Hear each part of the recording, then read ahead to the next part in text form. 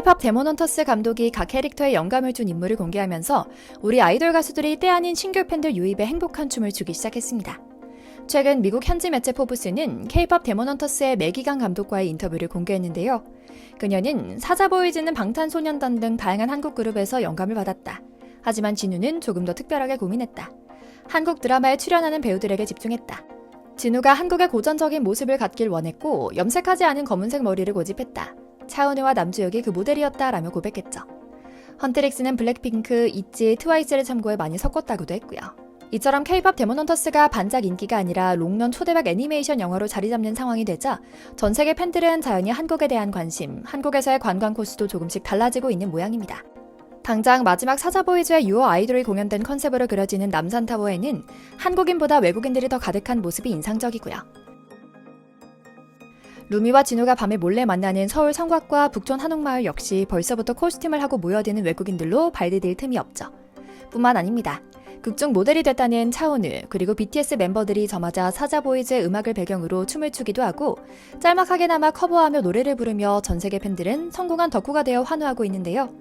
여기에 일본계 자본인 소니가 처음에 투자 결정은 했지만 제작 기간이 수년간 길어지며 이건 무조건 망한다는 확신으로 넷플릭스에 배급과 IP를 넘기고 말았다는 비하인드 스토리까지 전해지며 봐라, 이게 한국 문화의 힘이다 라는 말이 절로 나오는 상황이 됐죠.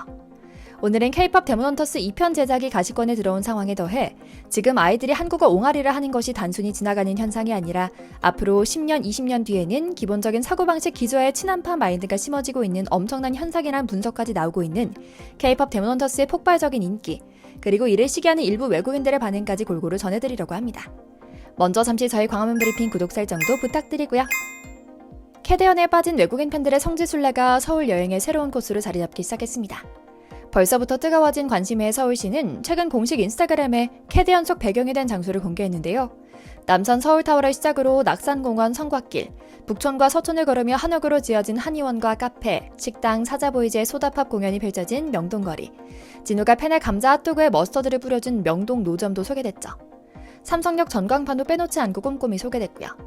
그래서인지 유튜버들도 이런 관광 코스를 비대면으로 돌아보고 싶어하는 인기에 편승해 각종 콘텐츠를 내놓습니다. 유튜버 서울워커는 남산타워 야경 워킹투어 영상을 올렸는데요.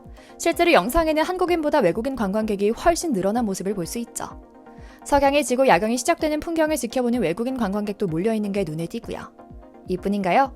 입대 전 마지막 팬미팅에 오른 차은우는 실제 모델인 진우가 했던 것처럼 사자보이즈의 소다팝에 맞춰 안무를 선보였는데요. 팬미팅에 참석한 팬들이 직접 촬영한 영상이 전 세계 인터넷을 통해 빠르게 확산하며 뜨거운 인기가 식지 않고 계속 달려나가는 데 힘을 보탰죠. 그런데 사실 전 세계가 이런 우리 콘텐츠에 대한 뜨거운 반응에 환호하는 것은 아닙니다.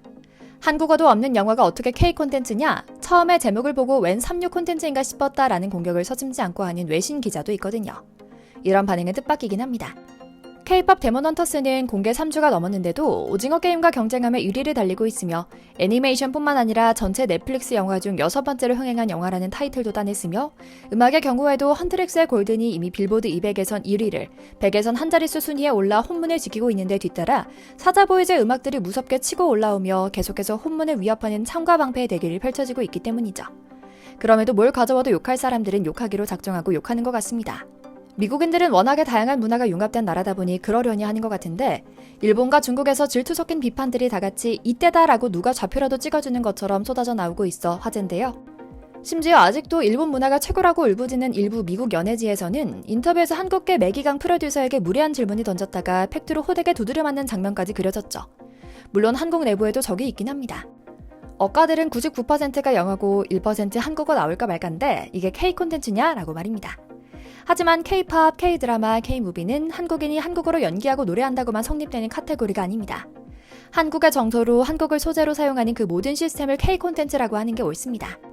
블랙핑크 로제의 아파트 역시 미국인과 함께 거의 대부분의 가사를 영어로 불렀지만 이건 100% K-팝이 맞습니다. 한국의 놀이문화와 한국의 정서를 살려 K-팝 시스템 아래에서 만든 노래니까요.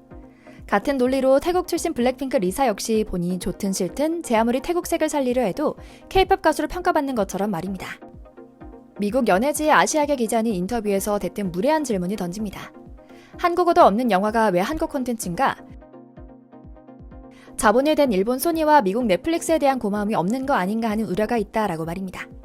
하지만 매기강 감독은 여유있고 기품있게 웃으며 말합니다. 이 영화를 만들면서 많은 걱정이 있었습니다. 시청자분들이 어떻게 받아들일까? 특히 한국에서 한국분들이 어떻게 생각을 할까에 대해 많이 고민을 했습니다. 그런데 반응이 너무 좋은 것 같아서 긴장이 좀 풀렸고 실감이 잘 나지 않네요. 저는 한국에서 태어났고 아버지 일로 캐나다 토론토에 갔던 이민자입니다. 그래도 초등학교 때 여름방학은 모두 한국에서 보냈고 한국 사촌들과 놀았고 한국 텔레비전을 보고 자랐습니다. 이 모든 시간과 경험이 녹아든 콘텐츠는 K 콘텐츠입니다 라고 말이죠. 이어 그녀가 K-팝을 주제로 영화를 만들기로 했던 비화도 전합니다. 처음부터 K-팝 영화를 만들려고 한 건 아니었어요. 오래전부터 한국 문화에 대한 애니메이션을 만들고 싶었을 뿐이었죠.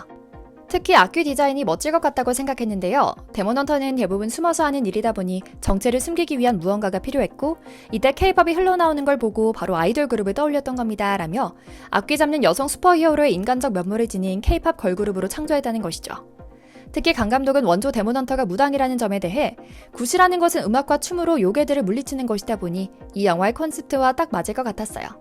그리고 한국 무당은 거의 다 여성이기 때문에 여성 슈퍼히어로와 좀 더 연결이 잘 되는 부분도 있었던 것 같고요. 어떻게 보면 굳이 최초의 콘서트가 아닐까 하는 생각도 들었죠 라며 웃었죠. 비록 중국에서는 자국의 강씨를 따라 만든 아류작에 불과하다며 또다시 만물 중국 기원설을 내세우고 있긴 하지만 저승사자는 명확하게 KBS 전설의 고향에서 만들어낸 가공의 인물이기 때문에 정말 웃기는 짜장이네 하고 웃고 넘길 수 있는 상황이죠. 그런데 이제는 단순히 극중 수록곡, 몇몇 문화 요소에 대한 관심에서 더 나아가 한국 사람들도 잘 모르거나 거부감이 있는 문화의 진한 모습에까지 관심이 커가고 있어 놀라울 정도입니다. 일례로 국중 선앙당 등 여러 문화 코드에서부터 비롯된 K-무속에 대한 관심으로 외국인들은 앞선 남산타워, 낙산공원 외에도 한국에서 신점을 보거나 사주팔자를 보는 여행도 조금씩 커가고 있다고 합니다. 실제로 만냐 틀린 날에 떠나서 한약을 먹고 점을 보고 한국의 냄새가 물씬 나는 장소를 방문하는 여행은 이제 가볍게 구경만 하고 가는 한국 관광과는 차원이 달라졌다는 생각이 드는데요.